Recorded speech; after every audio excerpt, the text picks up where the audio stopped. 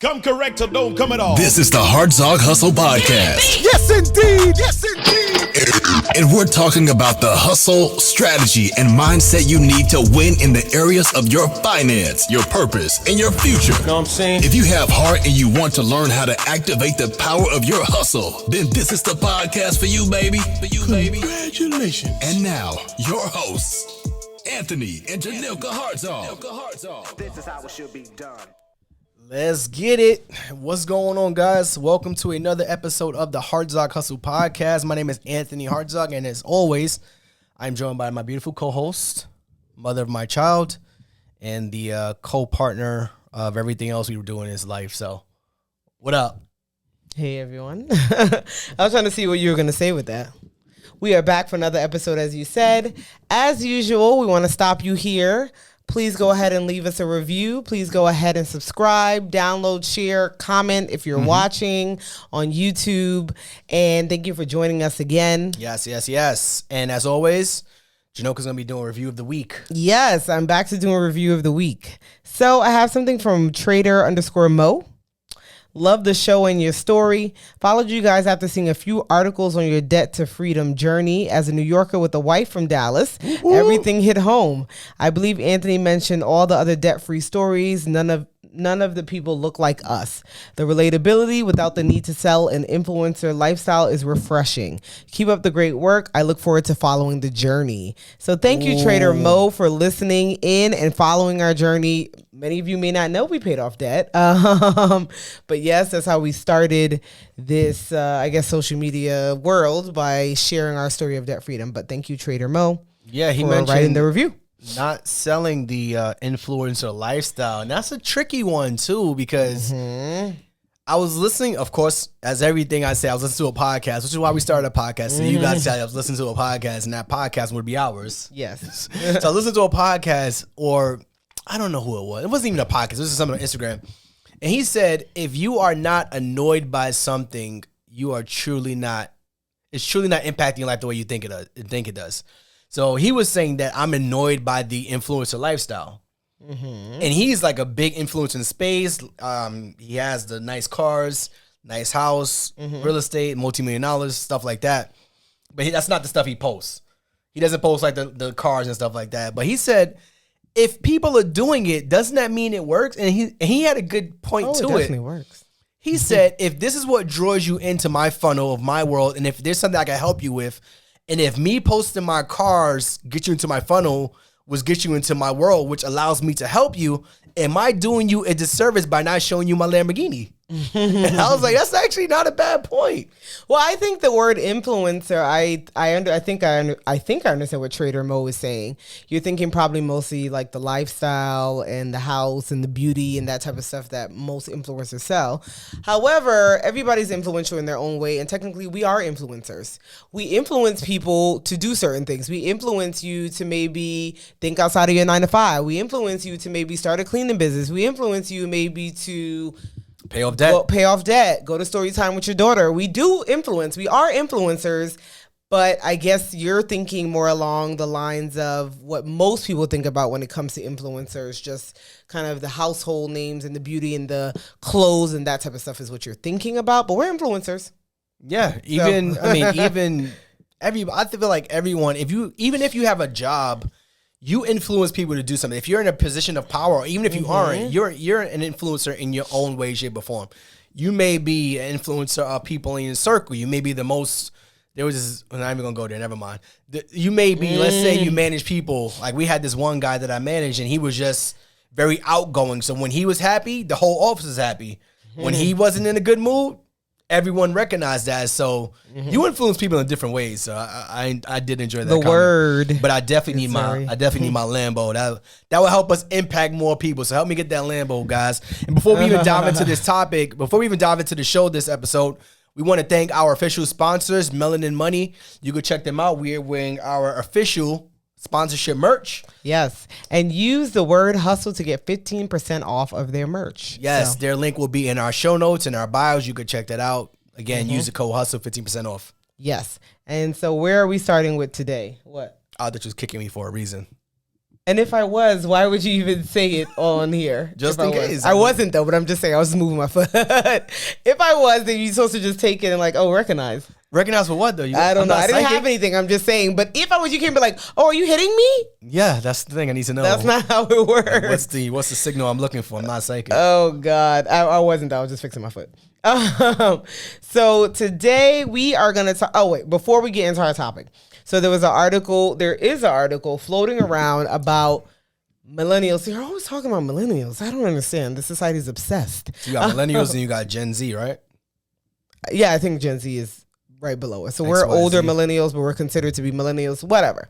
That for their wedding, I don't know if it's a specific couple or in general now, they see that people are asking for money to contribute to their mortgage, right? So what I've seen in the past, I don't know, 5 to 10 years, is that people have that you can contribute to their honeymoon. Mm-hmm. So it would say like, this will go towards food, this will go towards a massage, blah, blah. I see this as no different. So it's kind of asking if they're, what was the article asking? I don't know if it was asking if there's shame in it or just kind of bringing to light what people are doing now. You know, just article, just asking your thoughts on it. Yeah. So I say there's nothing wrong with it. For example, we christened our daughter in August. We christened our daughter in August. And instead of some people usually give a card and give money. We actually put a link to contribute to her college investment plan.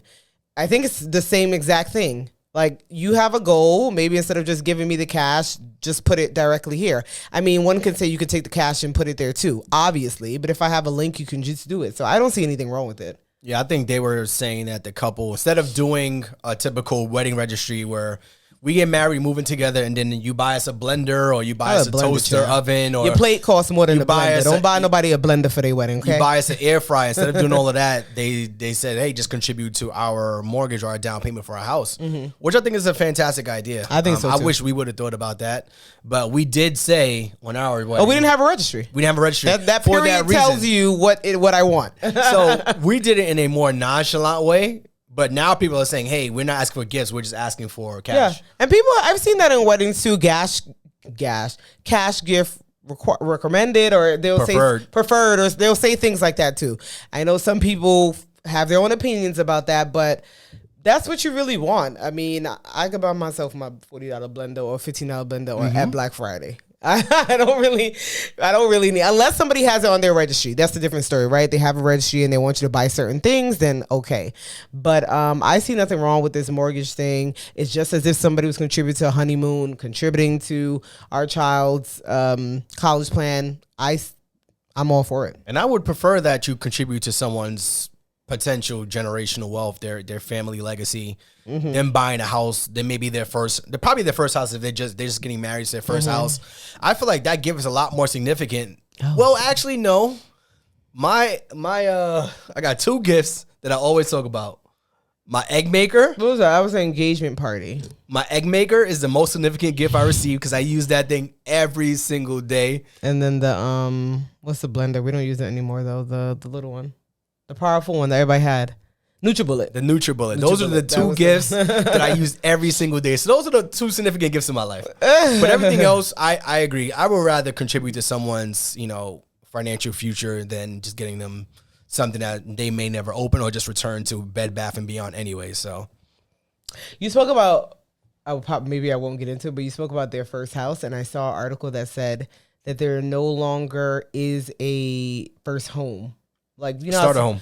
There's no longer starter homes because there's no longer homes that are under 300,000 mostly. So there's like now people are just having to find like a home. There's no starter. This is it, or however long you plan to stay there. I found that to be interesting.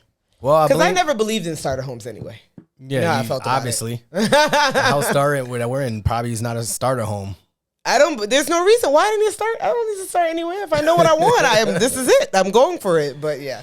All right. The purpose is for you. No, we ain't gonna just. We ain't skip over this. You don't need to stay in there. The purpose is for you to be able to get into something comfortably, not over leverage yourself, and then getting to the house you actually want later on, like your dream house. Because dream houses change every day. It does change every day. Not every day. If you jump into that big house that you could barely afford, now you're scraping by, trying to make way Where if you were to just, hey, I'm not going to do this now. I'm going to wait down the line. You get something that you would preferably want to live in for a longer term. I never was jumping into anything. That's what the purpose of a starter home is. But I never was jumping into anything that I yeah, but afford. people say, oh, I could get a $500,000 house because that's what the mortgage lender said. I'm going to get a $500,000 house. That's not required. Oh, of that's course. just what they say you could afford based on what you applied for. Just because you got $500,000 for a home, doesn't mean you got to spend that. Obviously. People don't understand that. They say, oh, I got a mortgage that's available for $500,000. This is my loan amount. I could get a $500,000 house. I need to get that. And then it also depends on where you live, obviously, right? Yeah, Because a $500,000 home in New York is not getting you nothing. Yeah, but if you're, doesn't matter. Whatever your max is, you go for your max and you get approved for your max, $700,000, $800,000, $900,000, $1 million, and you go get a house worth $1 million. Now you're sitting there struggling because you instead of you getting a starter home, you got the home that's for right now versus the home that's for tomorrow. So that's my mindset on it. But hey, we got the house that you wanted. Or at least some of what you wanted. If you don't want anyway. to start a home, don't get a starter home. That's the lesson. Okay? Yeah, see, that's the this lesson. is the good thing about the podcast is that you can see That's two the different. lesson. You can see a husband and wife debate topics on what's happening in a daily level, right? You got me, which is I'm more of a saver mentality, more of a long term person. Jhanilka is more of a right now. No, what I save significantly though. That's the thing. You don't ever want to spend. There's a difference. Spender and saver versus no. versus. I'm not a spender. But I'm definitely not a spender. Say it twice. I'm not a spender. We save so much that we are able to spend as well. If it was up to you, you'll never spend. There's the difference though. Okay, I wouldn't call me a spender though. That's a stronger word. So let's talk about this topic for a little bit. So if you have the ability to, all right, we're preparing for a trip coming up, right? Mm-hmm. Let's talk about that. Can we talk about that budget? What budget? For your bags, plural. Well, we haven't come up with a budget. Exactly. Can we talk about the numbers that you were thinking about? I didn't really have a number either. I just knew a certain she don't wanna amount of talk about the bags. All right. No. I knew a certain amount of bags I wanted to get, not necessarily a I know how budget to phrase for this it. conversation so that you don't feel uncomfortable sharing your numbers. Because if she don't want to share the numbers, that means she knows it's too much. No, it's not too much. What I buy is not for everybody else, obviously. So we're talking about the saver versus spender mentality. So we're going to Paris. I don't know when this episode is going to release or whatever. And maybe we'll be in Paris. Maybe we'll be in Paris when the episode releases.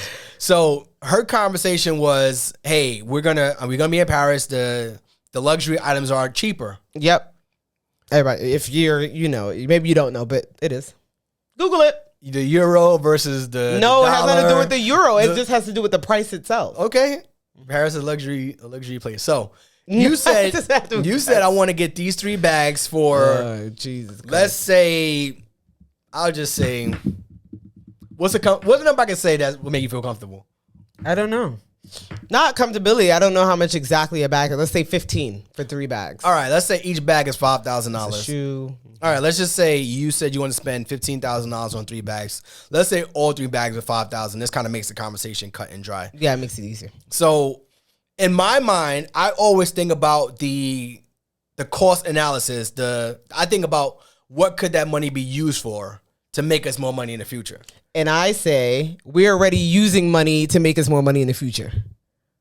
But you can never have you can never have enough to make more money in the future. You can never have enough money today to be used for tomorrow.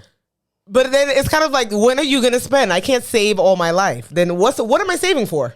You save to spend, right? Even if you're saving to spend for a house, you're saving to spend for a car, you're saving to spend for college, you're saving to spend in some capacity. I'm always thinking about saving to spend on an asset. Yeah, but if I have 100,000 and I'm saving 80, you still want me to save the other 20? Nah, I'm not. Okay, yeah. That's the point. That's the point. It's kind of like, at what point do I get to spend what I'm working for? That is always a debate. That's always a debate, right? That's the debate. But there has to be a point where, all right, I know this is a personal challenge that I deal with on internal. You can't fix this. And I'm working on it. I'm always working on it. I think I've gotten better over the years. But I cannot justify certain things, certain purchases, no matter how much money we make. Yeah, and I know people like that too. And even like, it could be something as simple as, like a shirt for like $150. Yeah. A shirt for $150 is not a lot of money. The $150 is not. I'll spend $150 on a drink, on a. It's all on how you on how a drink, you value but I it. couldn't value a shirt. Now sneakers, I am a huge sneaker fan. Exactly. But I have more use cases of wearing sneakers than I would of a shirt or a bag. It's all on you. I don't think of it that way. That's the biggest thing. So how do you think about it? You can't, because your thing is, like you said, you're always trying to figure out the cost analysis. I don't purchase things thinking about cost analysis every time. And I told you that before. I'm like, So when- everything can't be a cost analysis. So when can you think about it? If I wanted to. When? I don't. That's not how I purchase. That's not how I purchase. I don't purchase thinking, how many wears am I going to get out of the Zara shirt? Like, it's like, oh, it looks cute. It fits. I mean, not that I'm getting one wear. I don't buy anything to say I'm just going to get one wear out of it. Now, that's a different, I'm not that far in that I can even afford to do that. But I don't think of it in that capacity. But I purchase, I'm like, looks nice, can afford it, doesn't tap into my savings, doesn't stop my goals. And that's the thing about everything I say. It doesn't tap into our savings and doesn't stop our goals. So what is the question/discussion? Be it $50, be it $100, be it $1,000. I am not tapping into anything that's stopping the family's goals, the mortgage, the Christmas gifts, Alani's, anything. Nothing is being touched. But for you, it's like I said, if we have 100,000, we throwing 80,000 to savings, you're still like, but that 20 should have did more. Of course the 20 could have done more, but Could have been another asset. I can't asset myself until I die. I have to enjoy my money. Like you said, you're working on that. I'll be here to balance it out for you to enjoy your money. And that's fine. Good topic. That's fine. I mean, we don't always have to agree on it. That's the constant battle. We won't always agree on it. But I ain't buying things like, okay, well, let's see. If it costs this much and I wear it this much, then this is this much. Sorry. How much is the cost? How much is the cost per wear? Not gonna happen. So you got these boots. I'll talk about these boots. Oh, my boots. These boots. I'm gonna wear it there though. These boots are very expensive, and my Very problem is with relative. the boots is that Very is very relative. my problem with these boots are that they have not been worn a single time. We bought it December First of time last you wear year. it will be a $900 wear, because if you are saying how much much does it cost to wear it every single time you wear it? You're wearing it once in a year. That's $900 wear. I'm gonna wear it once, but that doesn't mean I don't have the rest of the year to wear it. So if I wear it 7 times, it makes sense. You ain't wear it in a year, so it's $900 per wear. It was December. I'll be wearing it in October. It's Less than 10 $900 months. per wear. I doubt you wear it more than twice before this year is up. I actually have plans to wear it another time. $450 per wear. And These are some things you got to think about. You got a kid now. it's not something I have to think You are about because taking- I you are am not taking disrupting assets- anything You are taking from assets her. out of Alani's mouth. Absolutely not. You are taking The food- amount of money that we save monthly, people don't make in 6 months. So this is not a discussion. This is why it's not a discussion. Because we save so much money and put towards everything that it needs to go to. All bills are paid, blah, blah, blah, blah. If things were tapping into going into debt for something or a disruption, that is a conversation, is how I feel at least. But it's like you work, you get paid. You work, you get paid. You save a little bit, you do your taxes, da da da da da, and like that. We got to have a whole episode on how we spend our money. I think that would be a good one. Yeah, it can vary, but yeah. We would have to phrase that in a way. Phrase it in what way? Just like manage the conversation in a way where we can provide value. I think that'd be a good conversation. Because you just said we save a lot of money. Yeah. I think the way we save money would be helpful. So we'll talk about that. But this is a good conversation. I love these therapy sessions that we could. We save a significant amount of money. I love these therapy sessions where we can publicly argue with each other, with you guys, and have a conversation. Now I'm like, do we get into the topic or end it? We're 20 minutes in. No, this is a good topic. No, I don't disagree. No, I'm just saying, do we get to our topic now? What do you think? I like this episode. This is fun. I know that. Okay, we're going to get into it then. We're here. So we're going for it. If anybody decides to chop it, i.e. our editors, then we know what happened. This has been an episode of the Hartzog Hustle Podcast. We hope you enjoyed. Be sure to rate and review this podcast on your favorite listening platform. And follow Anthony and Jhanilka on Instagram at The Hartrimony. That's TheHartrimony. Keep hustling, baby. Keep hustling, baby. Get that money. Get that